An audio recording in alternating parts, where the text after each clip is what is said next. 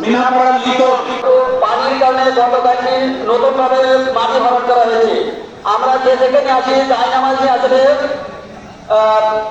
নামাজের আদলে বসে পড়ি এবং যারা এখনো আসছেন অতি দ্রুত এ পর্যায়ে এই 11 গ্রাম ঐতিহ্যবাহী ঈদগাহকে আরো সৌন্দর্য বর্ধিত করার জন্য আপনাদের সাহায্য সহযোগিতা এবং দানের হাত মিনাপাড়ার লিটন তিনি 500 টাকা দান করেছেন। সর্বদা ধর্ম আমিন। আল্লাহ তার হাতকে দানের হাতকে আরো শক্তিশালী করেন। আছেন ভাই এই এই বর্তমানে সময় দেওয়া হচ্ছে, যদি পারেন এরপরে আপনারা দিতে পারেন অসুবিধা আলাইকুম ওয়া রাহমাতুল্লাহি ওয়া বারাকাতুহু।